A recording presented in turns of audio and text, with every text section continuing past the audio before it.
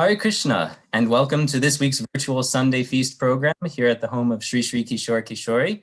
On behalf of Srila Prabhupada, a big welcome to all of you. Thank you so much for joining us.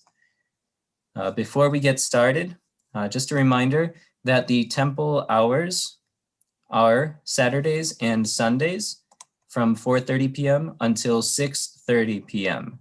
And again, the temple is only open Saturdays and Sundays for that 2-hour window. No advance notice or registration in advance is required. You can just come between those times. The only exception is if there are festival days, but you'll receive notice of when that's happening.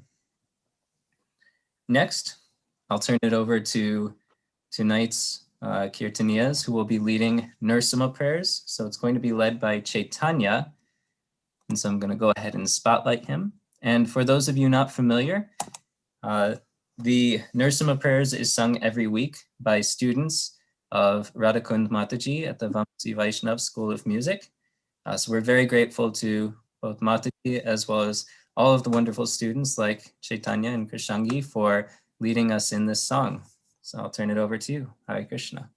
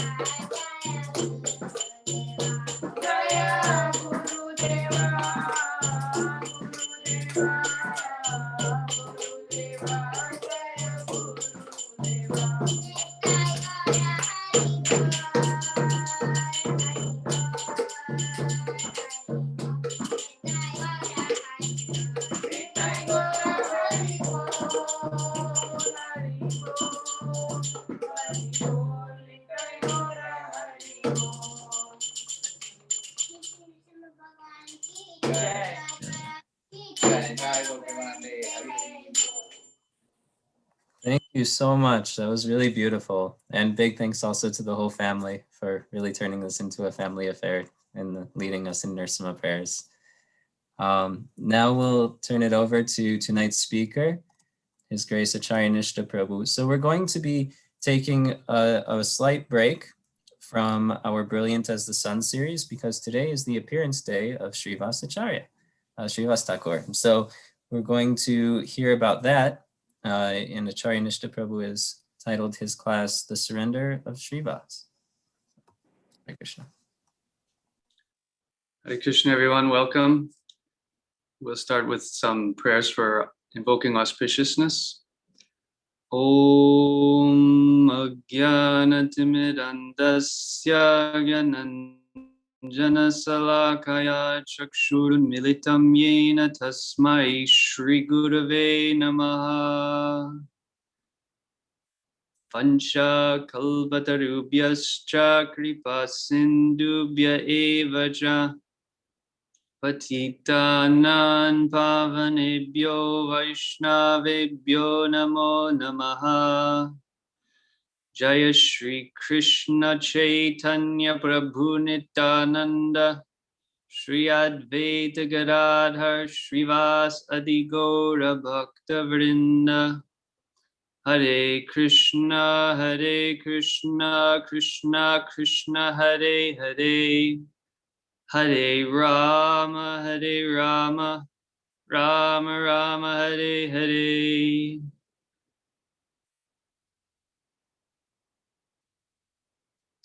Hare Krishna, everyone.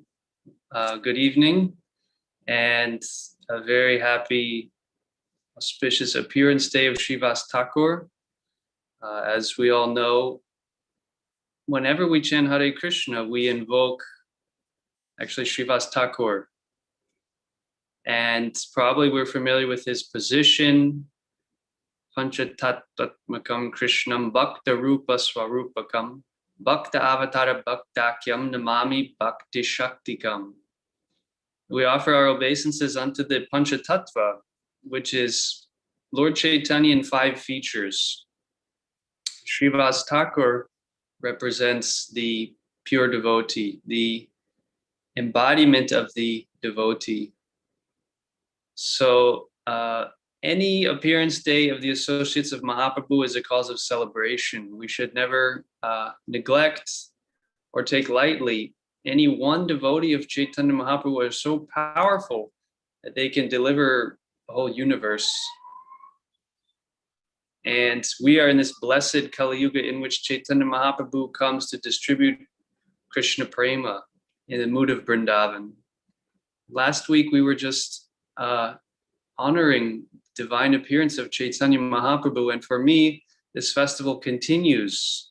We had some appearances prior to that, Sri Advaita Acharya, Nityananda Prabhu, and now we're concluding this kind of festival with the appearance day of Srivas Thakur. Many of you have been to Mayapur and you know there's a very sacred Srivas Angan, but no trip to Mayapur Dham is complete without.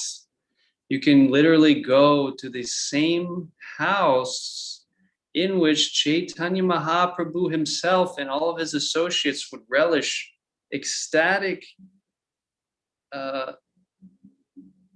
the flooding of the transcendental ocean of love of God in this material world, in this dark place.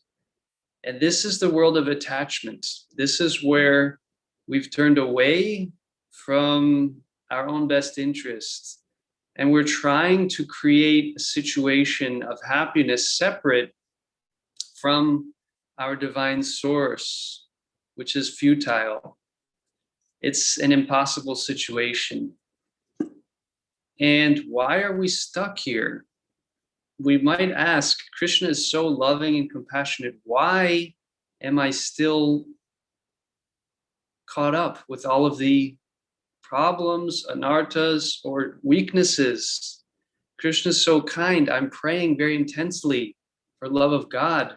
Why is it not come? Have you ever asked this question? Is it that either I'm not praying or Krishna's not reciprocating? It has to be one of the two. It's a very good question we should be asking. Why am I going through the process of sadhana, the process of sadhu sangha, yet I may not be experiencing the fruits? What is the cause of this? And if we're very sincere and we're crying to understand, then Krishna reveals how an analogy is given. The basic principle is desire.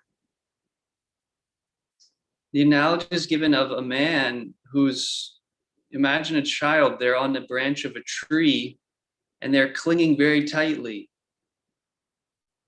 And they're scared, they're very terrified. And someone's saying, hey, why don't you let go and jump off? Say, why don't you help me? Why aren't you helping me? And they're grabbing on so tightly. So the problem is our own attachment. Deep down, subtly, we still have taste, desire, a hankering for material things, for this material world. So while our lips can offer prayers, even every day we're chanting, the real question is what's going on in the heart? And that is really often beyond our capacity to evaluate. We need help. We need the association of devotees, the spiritual masters. We need those who can shed that light on what we are attached to. Now, what we're going to hear tonight is an incredible pastime, how Srivas Thakur exhibits one who's beyond that stage of attachment. It's a very profound pastime, as are all of the Leelas of Lord Chaitanya. There's no page or verse, pastime of the Lord in any form, which is of little consequence or of little significance. Every moment, in fact, it's explained how Lord Ananta Dev, he cannot describe all of the activities Chaitanya Mahaprabhu could perform in one day. So I believe I've heard it put that way. So of the biographies or the narrations of the Gaura Leela, the Chaitanya Bhagavat is considered very special. It's by Vrindavan Das Thakur, and it's filled with this incredible experience and taste, and comes through the writing of Vrindavan Das Thakur, who, as we know, is Srila Vyasadeva, to narrate the pastimes of Chaitanya Mahaprabhu, the literary incarnation. So it's a very special treasure which we need to get the inspiration. There's verses in the Chaitanya Charitamrita that mention if one eats normal grains like rice and wheat, but they don't eat this anna or the grains or the food of the pastimes of Chaitanya Mahaprabhu, they'll become weak. They'll diminish. So how much Gaur Leela can we absorb? That should be a as a part of our diet.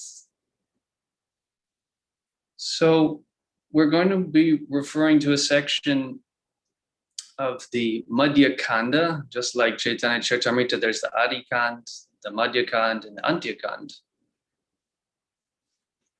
So this is in the middle portion of the Lord's Leelas. And what would go on? What was the behavior? We know Chaitanya Mahaprabhu came to teach by example. That's the unique feature of his incarnation. Whereas the pastime avatars, they display extraordinary activities, but they're not always something you can follow. We can't follow conquering, lifting our foot up and covering the three worlds as Lord Vamandev. We can't follow just killing huge demons like Nrsingadev. We can't imitate the activities of Krishna. Chaitanya Mahaprabhu has come to teach by example. That's very special. And how was he living his life? Every day, many times a day, they would be absorbed in extraordinary performances of Nam Sankirtan, of tapping in, breaking open the storehouse of love of God, and pillaging and then distributing the contents to anyone and everyone as far as possible. That was their program. We can ask, what's our program? What is that? What's our bhajan? What's our daily activities? And Chaitanya Mahaprabhu shows what the activities of great devotees are. Every day, many times a day, they would be just wrapped in these spectacular performances of Nam Sankirtan. The Lord would be dancing, crying, jumping, crashing. All the devotees would be so enamored. The perfection of their vision, perfection of all of their senses would be achieved by observing this Sankirtan performance of Chaitanya Mahaprabhu.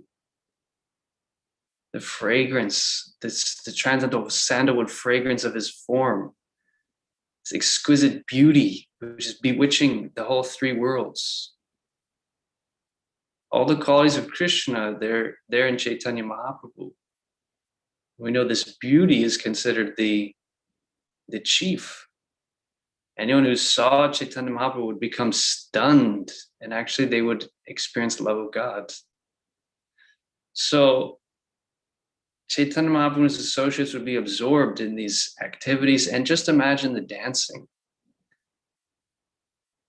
It's such a special means to exhibit love of God.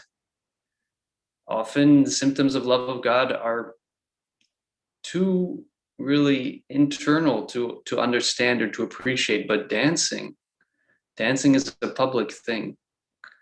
Chaitanya Mahaprabhu, Lord Nityananda's dancing would be, you would never forget, if one day one was able to see that. So amongst all of these Sankirtan performances, there's one pastime took place where every night these kirtans going on, Chaitanya Mahaprabhu going to ecstasy, rolling, crying. And previously, the devotees were becoming aware that certain things would disrupt his ecstasy, his taste of love of God. So a lot of these kirtans were kept, these were the indoor kirtans, because there's certain requirements to tune into that mood. There's there's like a threshold, or we might say like a bouncer, someone who can allow qualified people in, and others who are not would not be. And people who are not qualified were not allowed in such kirtans, because it would change the mood, it would disturb the mood.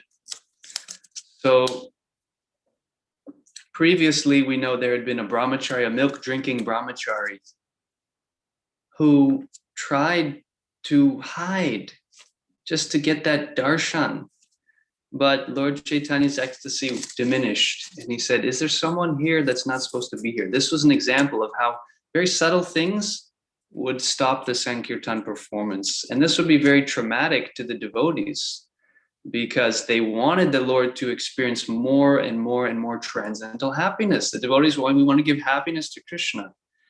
So in Mahaprabhu's Leela, they want to give unlimited happiness to Chaitanya Mahaprabhu, facilitate his Sankirtan, his dancing. So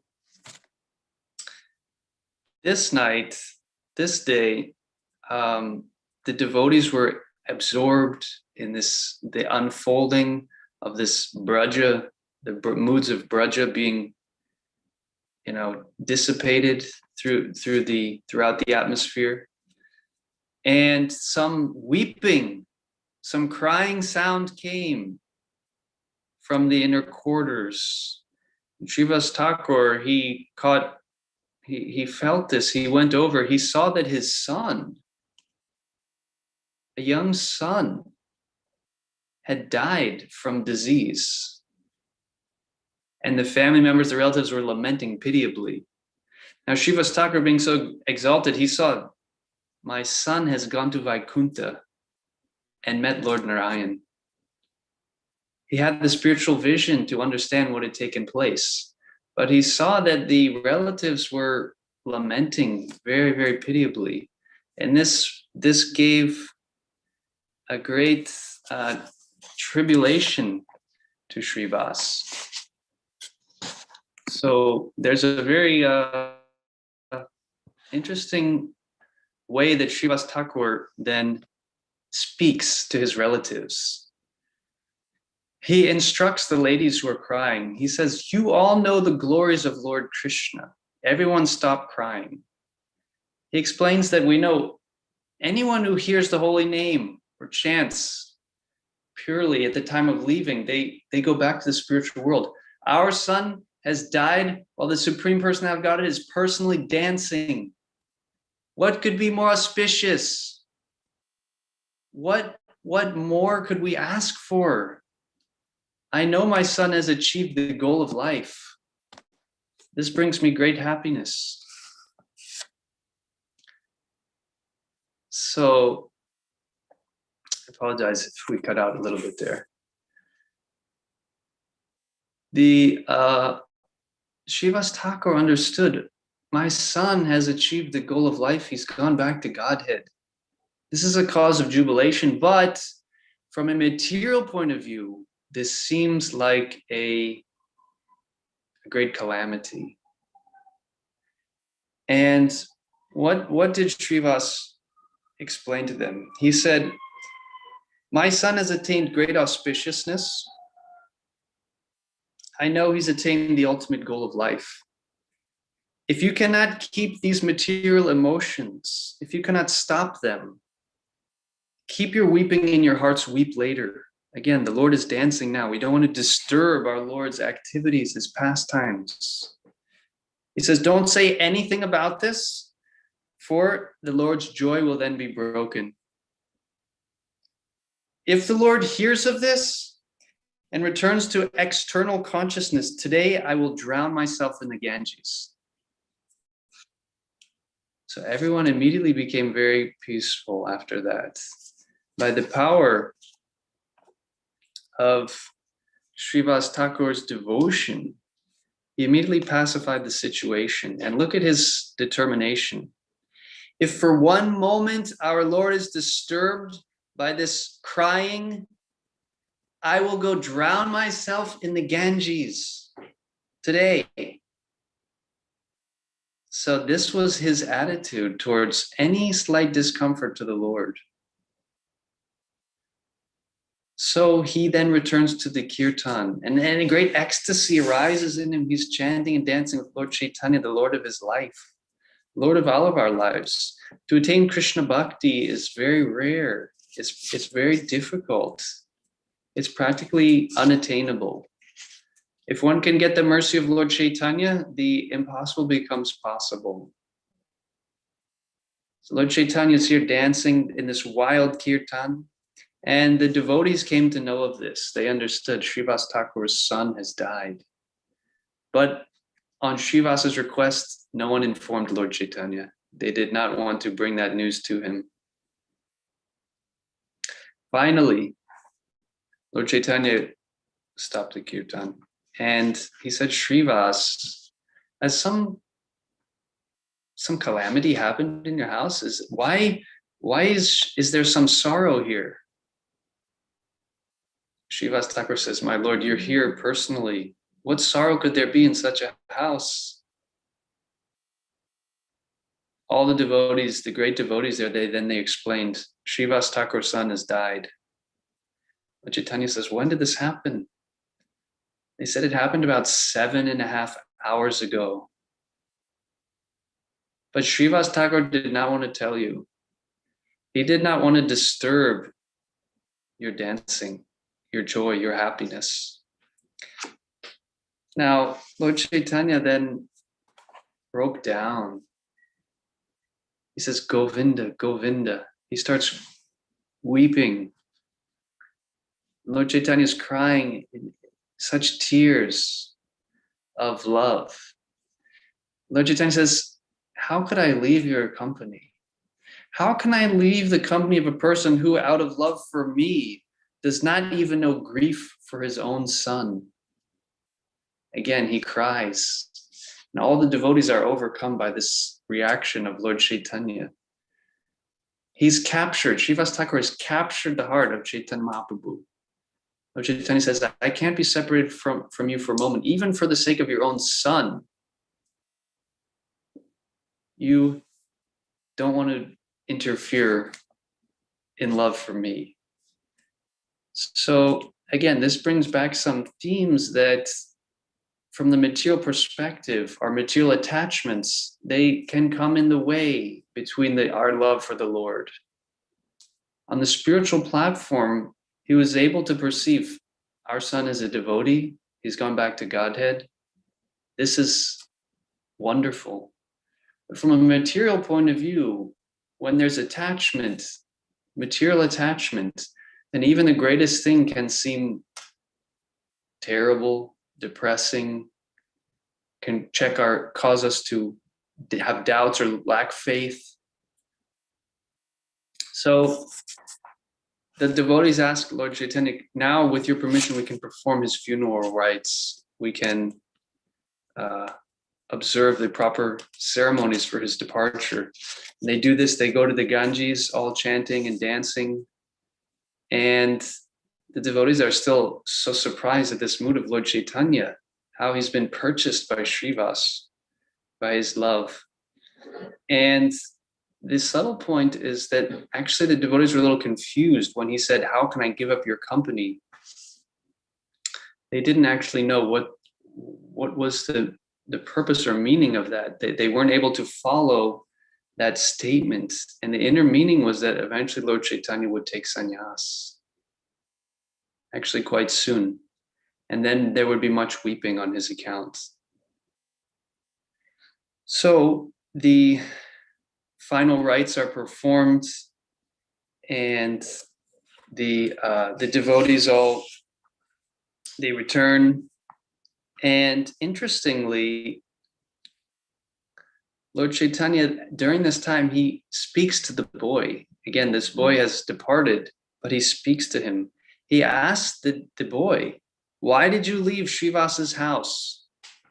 And just as in other places in Bhagavatam, sometimes a very deep philosophy is easily transmitted through a child. A child, everyone will listen to what a child says. It's very cute, it's very adorable. When a child speaks very deep philosophy, people are very affected by that. So this child who had left, he says, Lord, you control my destiny. Who has the power to act against your will? The allotment of my days in that body have now come to an end. Now I must go to the city of another body. Who's anyone's father? Who's anyone's son? Everyone experiences the results of his own karma. My auspicious days of staying in the house of Srivas have now come to an end. Now I will go to another's home. I bow down to you. Please don't take my offenses seriously. And with that, the boy becomes silent. Hearing this from the mouth of their son, all of those relatives who are weeping and were so disturbed, they become overwhelmed with transcendental emotion. The grief completely dissipates. Everyone floats in an ocean of bliss. They become completely pacified by the philosophy of life being explained to us, that where we place our attachment, our material attachment, from the higher perspective, it's illusory, because the souls are all part and parcels of Krishna.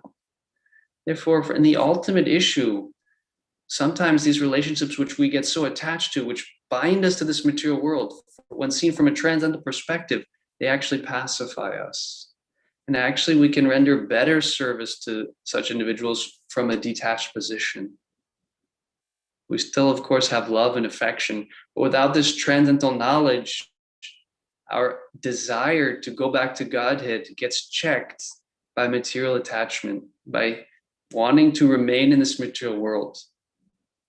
And here we're seeing how even a child explained this profound philosophy in very simple language, which immediately alleviated the grief of everyone present and resumed this ecstatic mood of love of Godhead pervading the atmosphere.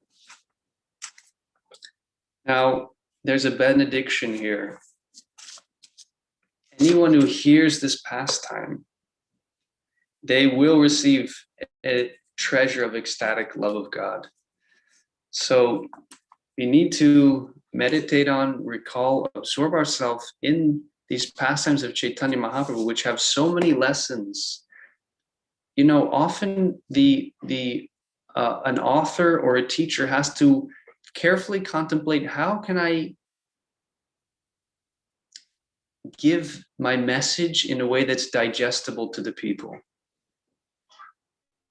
It's not enough just to know something. You have to know how to impart that onto someone else. And we see that Vyasadeva himself, then after compiling the Vedas, the kind of very philosophical, he wrote the Mahabharata and Srimad Bhagavatam, which is full of pastimes, which allow us to fix our consciousness on the absolute truth in a way that's very relatable. So the Chaitanya Leela will have both. We'll get such phenomenal pastimes, which will open us up to really the essence of our Gaudiya Siddhanta, our Gaudiya philosophy, and the essence of this Sankirtan movement. This was the setting of this whole pastime. This was all within the context of Kirtan.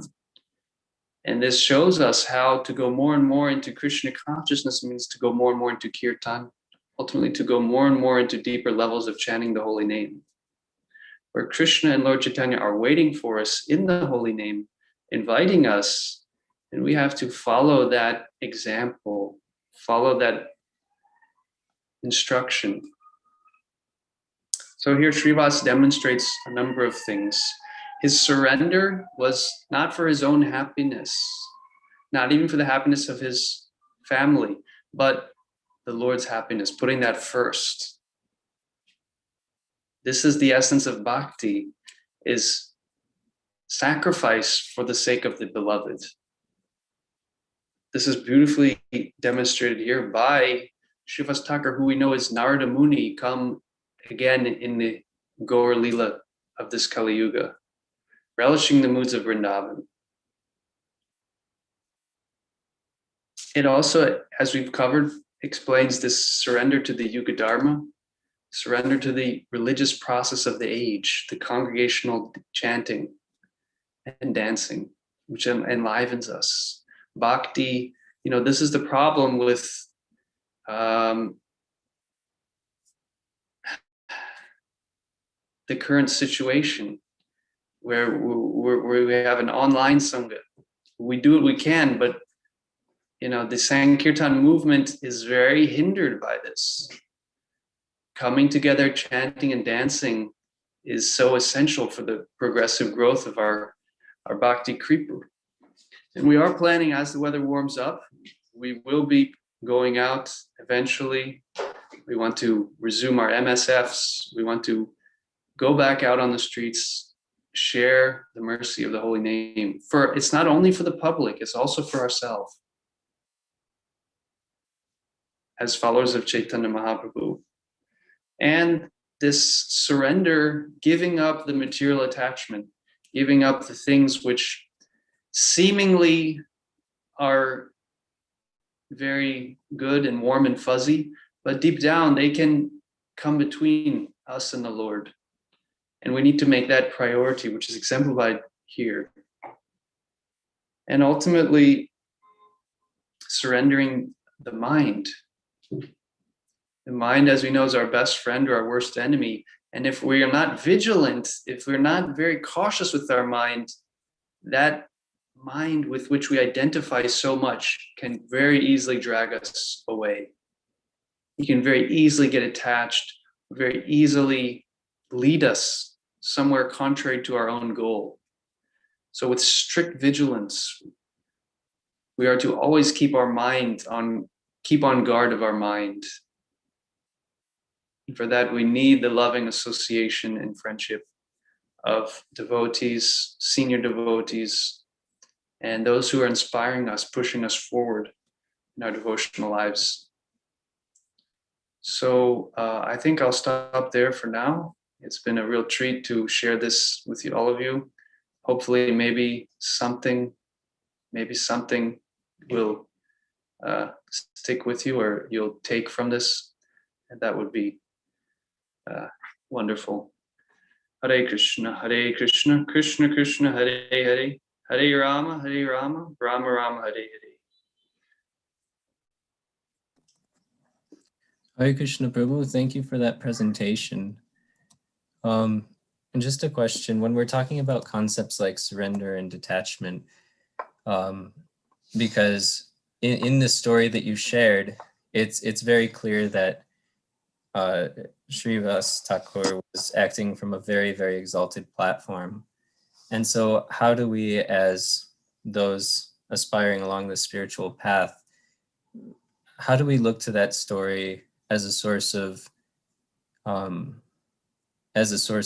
guidance on where to go? Because as you were saying, like from a perspective of where most of us are at, it would seem like that's cold in a way to see loving relationships as a potential obstacle. So maybe if you could elaborate on that point. It's to see the position of the soul is not an obstacle, and that's not cold. So to live in the reality of spiritual vision, a Samadarshi, one who can see all living beings equally, that's the platform of self-realization. So the task is how to have love, deep love and affection, but not allow anything come between us and our Lord. Krishna wants our whole heart.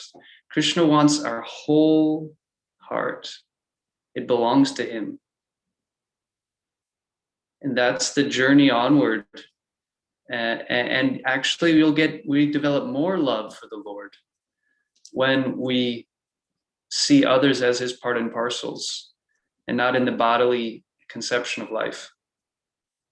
So there's nothing cold about what Srivas Thakur is doing here. He's exemplifying with spiritual vision how we are in love and we are affectionate to the soul and what's best for the soul. And so at our stage, the more we engage in simultaneous devotional practices with family, with loved ones, with friends, the more together we grow in love of God or aspiring for that position. So material vision will turn anything positive upside down. It can really destroy any positive spiritual activity when we look at it from a material point of view.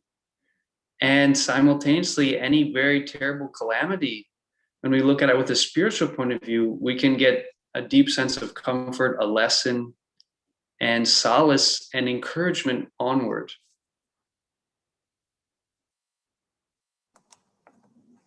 Thank you, Prabhu. I really appreciate how you position that, and then it frames that example as a position of how powerful this process of bhakti yoga is, that something as potentially devastating as the departure of a near and dear one, we can still stay on track and not lose sight of ultimately what the goal is and still have that compassion. So thank you for framing it in that way. It's really nice.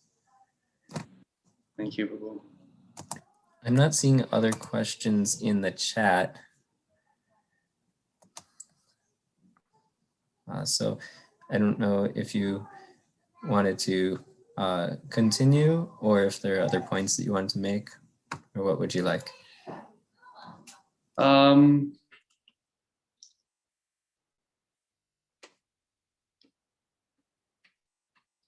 It's interesting as this chapter of Chaitanya Bhagavat continues, the next pastime comes along, and that is that Lord Chaitanya would attempt to worship the deity of Lord Narayan.